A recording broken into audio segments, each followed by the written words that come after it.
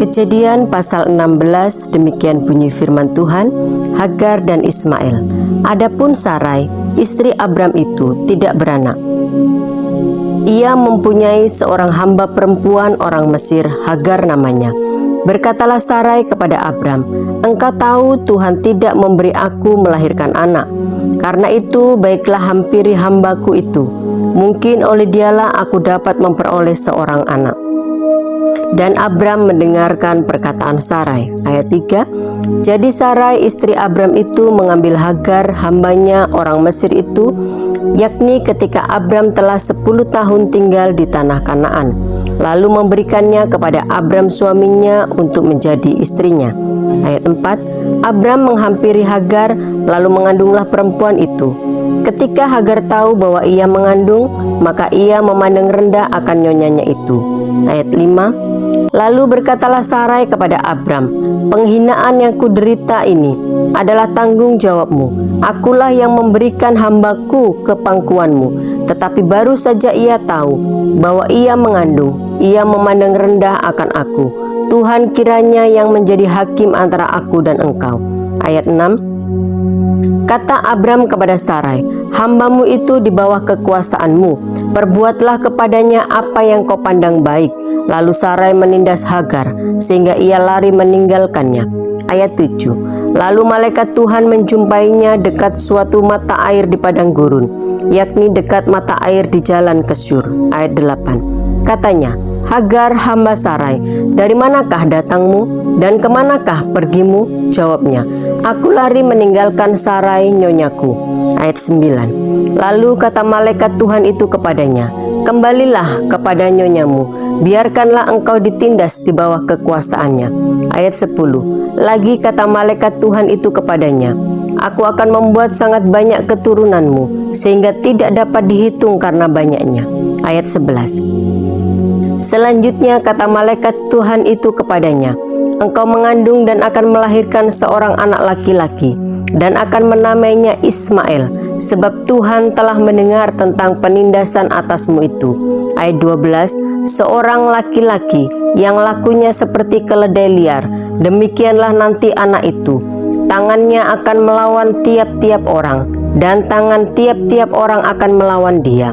Dan di tempat kediamannya, ia akan menentang semua saudara-saudaranya.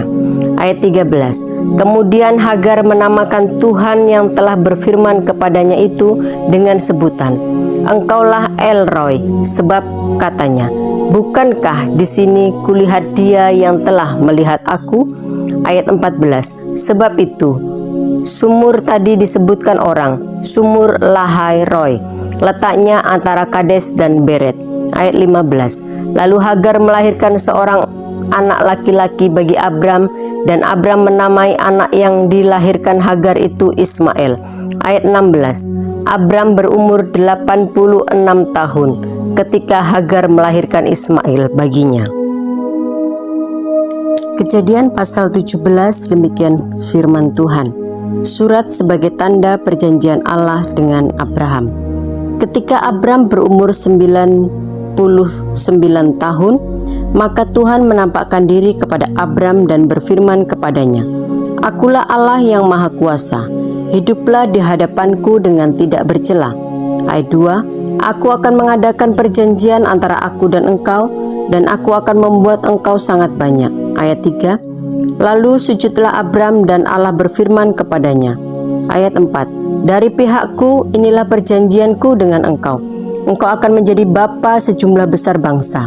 Ayat 5, "Karena itu namamu bukan lagi Abram melainkan Abraham, karena engkau telah kutetapkan menjadi bapa sejumlah besar bangsa. Aku akan membuat engkau beranak cucu sangat banyak. Engkau akan kubuat menjadi bangsa-bangsa, dan daripadamu akan berasal raja-raja. Aku akan mengadakan perjanjian antara aku dan engkau serta keturunanmu turun-temurun, menjadi perjanjian yang kekal, supaya aku menjadi Allahmu dan Allah keturunanmu. Kepadamu dan kepada keturunanmu akan kuberikan negeri ini yang kau diami sebagai orang asing, yakni seluruh tanah Kanaan akan kuberikan menjadi milikmu untuk selama-lamanya, dan aku akan menjadi Allah mereka." Ayat 9, Lagi firman Allah kepada Abraham, dari pihakmu, engkau harus memegang perjanjianku, engkau dan keturunanmu turun-temurun. Inilah perjanjianku yang harus kamu pegang, perjanjian antara aku dan kamu serta keturunanmu, yakni setiap laki-laki di antara kamu harus disunat. Ayat 11, haruslah dikerat kulit katanmu, dan itulah akan menjadi tanda perjanjian antara aku dan kamu. Anak yang berumur 8 hari haruslah disunat, yakni setiap laki-laki di antara kamu turun-temurun, baik yang lahir di rumahmu maupun yang dibeli dengan uang dari salah seorang asing, tetapi tidak termasuk keturunanmu. Ayat 13, orang yang lahir di rumahmu dan orang yang engkau beli dengan uang harus disunat. Maka dalam dagingmu lah perjanjianku itu menjadi perjanjian yang kekal. Dan orang yang tidak disunat, yakni laki-laki yang tidak dikerat kulit katannya, maka orang itu harus dilenyapkan dari antara orang-orang sebangsanya. Ia telah mengingkari perjanjianku. Ayat 15, selanjutnya Allah berfirman kepada Abraham tentang istrimu Sarai, janganlah engkau menyebut dia lagi Sarai, tetapi Sarah, itulah namanya. Aku akan memberkatinya, dan daripadanya juga aku akan memberikan kepadamu seorang anak laki-laki. Bahkan aku akan memberkatinya sehingga ia menjadi ibu bangsa-bangsa. Raja-raja bangsa-bangsa akan lahir daripadanya. Ayat 17, lalu tertunduklah Abraham dan tertawa serta berkata dalam hatinya, mungkinkah bagi seorang yang berumur 100 tahun dilahirkan seorang anak? Dan mungkinkah Sarah yang telah berumur 90 tahun itu melahirkan seorang anak? Dan Abraham berkata kepada Allah, sekiranya Ismail diperkenankan hidup di hadapanmu. Ayat 19, tetapi Allah berfirman, tidak, melainkan istrimu Sarah lah yang akan melahirkan anak laki-laki bagimu, dan engkau akan menamai dia Ishak, dan aku akan mengadakan perjanjianku dengan dia menjadi perjanjian yang kekal untuk keturunannya. Ayat 20, tentang Ismail, aku telah mendengarkan permintaanmu. Ia akan kuberkati, kubuat beranak cucu dan sangat banyak. Ia akan memperanakkan 12 raja, dan aku akan membuat menjadi bangsa yang besar. Tetapi perjanjianku akan kuadakan dengan Ishak, yang akan dilahirkan Sarah bagimu tahun yang akan datang, pada waktu seperti ini juga. Ayat 22, setelah selesai berfirman kepada Abraham, naiklah Allah meninggalkan Abraham.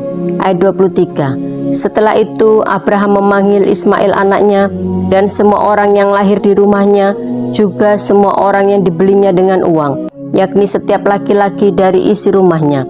Lalu ia mengerat kulit katan mereka pada hari itu juga, seperti yang telah difirmankan Allah kepadanya. Abraham berumur 99 tahun ketika dikerat kulit katannya, dan Ismail anaknya berumur 13 tahun ketika dikerat kulit katannya. Pada hari itu juga Abraham dan Ismail anaknya disunat. Dan semua orang dari isi rumah Abraham, baik yang lahir di rumahnya maupun yang dibeli dengan uang dari orang asing, disunat bersama-sama dengan dia. Kejadian pasal 18, Allah mengulangi menjanjikan seorang anak laki-laki kepada Abraham. Ayat pertama, kemudian Tuhan menampakkan diri kepada Abraham dekat pohon tarbantin di Mamre, sedang ia duduk di pintu kemahnya waktu hari panas terik. Ayat 2, ketika ia mengangkat mukanya, ia melihat 3 orang berdiri di depannya.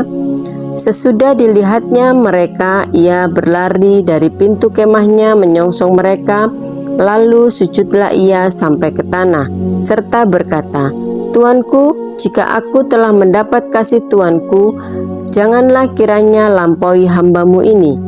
Biarlah diambil air sedikit, basuhlah kakimu dan duduklah beristirahat di bawah pohon ini. Ayat 5, biarlah kuambil sepotong roti supaya tuan-tuan segar kembali. Kemudian bolehlah tuan-tuan meneruskan perjalanannya, sebab tuan-tuan telah datang ke tempat hambamu ini. Jawab mereka, perbuatlah seperti yang kau katakan itu. Ayat 6, Lalu Abraham segera pergi ke kemah mendapatkan Sarah serta berkata, "Segeralah, ambil 3 sukat tepung yang terbaik, remaslah itu dan buatlah roti bundar." Ayat 7, lalu berlarilah Abraham kepada lembu sapinya. Ia mengambil seekor anak lembu yang empuk dan baik dagingnya dan memberikannya kepada seorang bujangnya, lalu orang ini segera mengolahnya. Kemudian diambilnya dadih dan susu serta anak lembu yang telah diolah itu, lalu dihidangkannya di depan orang-orang itu, dan ia berdiri di dekat mereka di bawah pohon itu sedang mereka makan. Ayat 9, lalu kata mereka kepadanya, "Di manakah Sarah istrimu?" Jawabnya, "Di sana, di dalam kemah." Dan firman-Nya, "Sesungguhnya aku akan kembali tahun depan mendapatkan engkau. Pada waktu itulah Sarah istrimu akan mempunyai seorang anak laki-laki." Dan Sarah mendengarkan pada pintu kemah yang di belakangnya. Ayat 11, adapun Abraham dan Sarah telah tua dan lanjut umurnya, dan Sarah telah mati haid. Ayat 12, jadi tertawalah Sarah dalam hatinya, katanya, "Akan birahikah aku setelah aku sudah layu, sedangkan tuanku sudah tua?" Ayat 13, lalu berfirmanlah Tuhan kepada Abraham, "Mengapakah Sarah tertawa dan berkata, sungguhkah aku akan melahirkan anak, sedangkan aku telah tua?" Ayat 14, adakah sesuatu apapun yang mustahil untuk Tuhan? Pada waktu yang telah ditetapkan itu, tahun depan aku akan kembali mendapatkan engkau. Pada waktu itulah Sarah mempunyai seorang anak laki-laki. Ayat 15, lalu Sarah menyangkal, katanya, "Aku tidak tertawa," sebab ia takut. Tetapi firman Tuhan, "Tidak, memang engkau tertawa."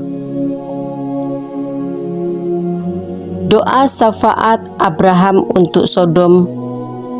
Ayat 16, lalu berangkatlah orang-orang itu dari situ dan memandang ke arah Sodom, dan Abraham berjalan bersama-sama dengan mereka untuk mengantarkan mereka. Ayat 17, berfikirlah Tuhan, "Apakah aku akan menyembunyikan kepada Abraham apa yang hendak kulakukan ini?"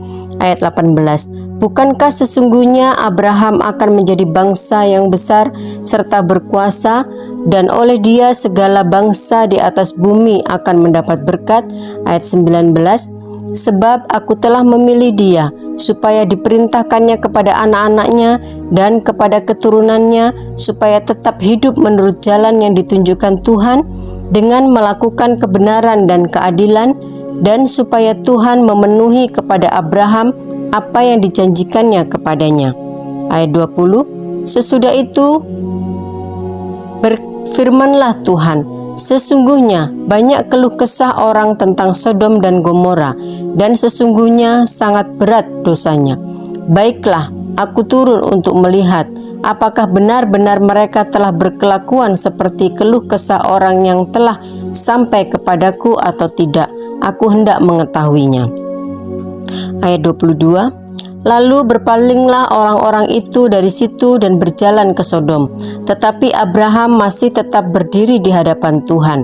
Ayat 23, Abraham datang mendekat dan berkata, "Apakah engkau akan melenyapkan orang benar bersama-sama dengan orang fasik?"